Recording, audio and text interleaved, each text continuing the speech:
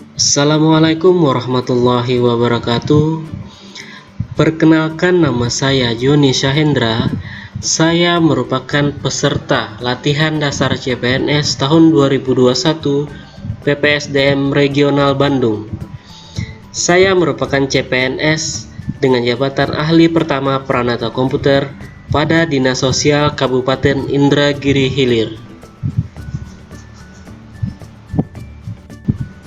Pada kesempatan kali ini, saya akan mempresentasikan analisis isu efektivitas kinerja individu berdasarkan tupoksi.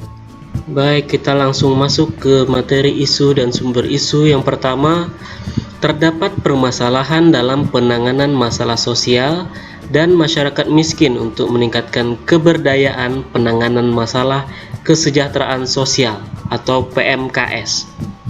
Kondisi saat ini masih banyaknya masyarakat kurang mampu yang belum terdata sehingga tidak mendapat insentif bantuan sosial dari pemerintah. Kondisi yang diharapkan, pendataan terhadap masyarakat kurang mampu diharapkan dilakukan secara efektif untuk menghasilkan data yang valid sehingga bantuan sosial tepat sasaran dan tepat guna. Isu yang kedua, adanya permasalahan dalam meningkatkan kualitas dan peran potensi sumber kesejahteraan sosial atau PSKS. Kondisi saat ini, jumlah PSKS yang masih kurang untuk menangani PMKS di masyarakat, serta diimbangi dengan sarana dan prasarana yang memadai. Kondisi yang diharapkan adanya sosialisasi terkait PSKS untuk meningkatkan kemampuan serta sarana prasarana dalam rangka pelayanan terhadap masyarakat. Isu yang ketiga, belum optimal SDM atau sumber daya manusia yang tersedia, terutama untuk tenaga teknis, bidang sosial, dan tenaga teknis lainnya, serta terbatas sarana dan prasarana penunjang kegiatan yang dilaksanakan. Kondisi saat ini, jumlah sumber daya manusia aparatur yang belum memadai sehingga menjadi salah satu faktor penghambat dalam penanganan masalah kesejahteraan sosial. Kondisi yang diharapkan adanya tenaga teknis yang profesional di bidangnya sehingga dapat meningkatkan mutu pelayanan di masyarakat. Kemudian kita lanjutkan analisis isu dengan metode APKL atau aktual, artinya betul-betul ada, baru terjadi dan sedang menjadi pembicaraan hangat orang banyak. Kemudian problematik, artinya hal yang belum bisa diselesaikan sehingga perlu dicarikan solusinya. Kemudian kekhalayakan, artinya isu yang menyangkut hajat hidup orang banyak. Kemudian yang terakhir layak, artinya wajar, pantas, patut, dan relevan untuk dimunculkan pemecahan masalahnya. Baik, terhadap isu yang pertama, terdapat permasalahan dalam penanganan masalah sosial dan masyarakat miskin untuk meningkatkan keberdayaan penanganan masalah kesejahteraan sosial atau PMKS. Aktualnya skornya 4, problematik 4, kekhalayakannya 5, artinya menyangkut hajat hidup orang banyak. Layaknya 4, skornya 17. Kemudian isu yang kedua, adanya permasalahan dalam meningkatkan kualitas dan peran potensi sumber kesejahteraan sosial atau PSKS. Aktualnya skornya 3, problematik 3, kekhalayakannya 4, kemudian layaknya 3, skor jumlah 13. Kemudian isu yang terakhir, belum optimal SDM yang tersedia, terutama untuk tenaga teknis bidang sosial dan teknis lainnya, serta terbatas sarana prasarana dalam penunjang kegiatan yang dilaksanakan.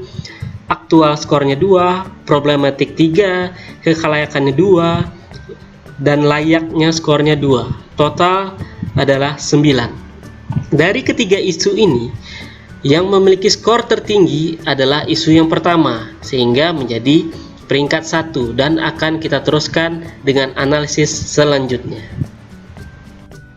Setelah mendapatkan isu yang menjadi skor tertinggi terhadap metode APKL, kita akan lanjutkan dengan analisis isu dengan menggunakan metode Fishbone. Permasalahan penanganan masalah sosial dan masyarakat miskin untuk meningkatkan keberdayaan penanganan masalah kesejahteraan sosial atau PMKS disebabkan yang pertama faktor manusia, pengetahuan dan informasi dari manusia itu tersebut, kemudian motivasi SDM-nya dalam melakukan pendataan masyarakat miskin, kemudian faktor lingkungan, lokasi rumah yang terpencil sehingga menyulitkan dalam pendataan, kemudian motivasi masyarakat di lingkungan itu kurang aktif sehingga termasuk salah satu faktor dalam menghambat pendataan yang valid. Kemudian material, pemuktahiran basis data. Dalam Kementerian Sosial, basis data DTKS harus dimutakhirkan dengan data dan kondisi terkini. Kemudian sistem aplikasi teknologi informasi juga sangat berpengaruh dalam meningkatkan keberdayaan penanganan masalah kesejahteraan sosial. Kemudian prosedur, peraturan yang berlaku, dan sarana prasarana dalam melakukan setiap penanganan masalah sosial untuk meningkatkan keberdayaan penanganan masalah kesejahteraan sosial. Setelah menggunakan metode Fishbone, kita rincikan lagi menggunakan metode SWOT atau Strength, Weakness, Opportunities, dan Threat. Yang pertama, Strength atau kekuatan. Tersedianya kerangka regulasi yang mengatur masalah sosial.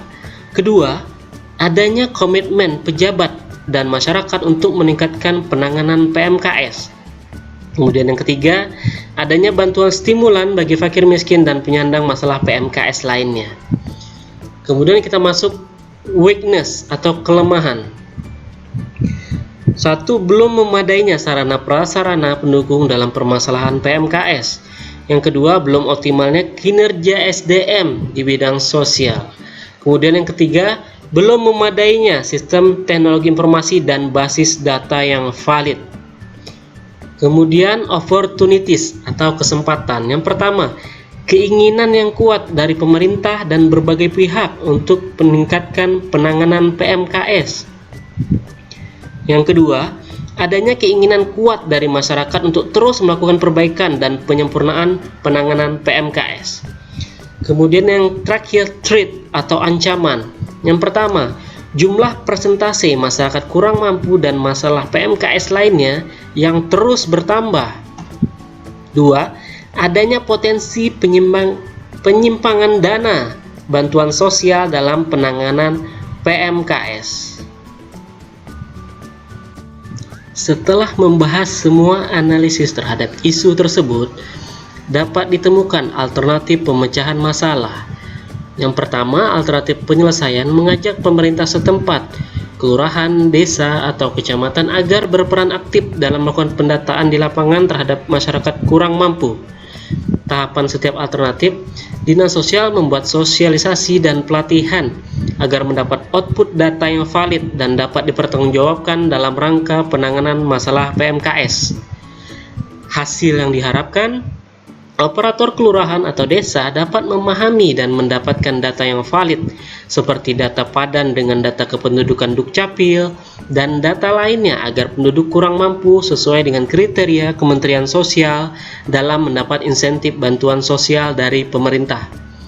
Para pihak terkait, yang pertama kelurahan, desa, kecamatan, dinas sosial, dan OPD terkait lainnya. Yang kedua, dinas sosial dapat langsung melakukan monitoring dan evaluasi terhadap kecocokan data yang ada dalam basis data dengan keadaan sebenarnya di lapangan. Tahapannya, melakukan kunjungan-kunjungan ke kelurahan, desa, dan kecamatan yang tingkat keakuratan data valid yang masih rendah. Hasil yang diharapkan agar bantuan sosial dapat disalurkan tepat sasaran dan tepat guna bagi masyarakat yang kurang mampu. Para pihak terkait, kelurahan, desa, kecamatan, dinas sosial. Terima kasih atas segala perhatian. Semoga bermanfaat. Wabillahi taufiq wa hidayah. Wassalamualaikum warahmatullahi wabarakatuh.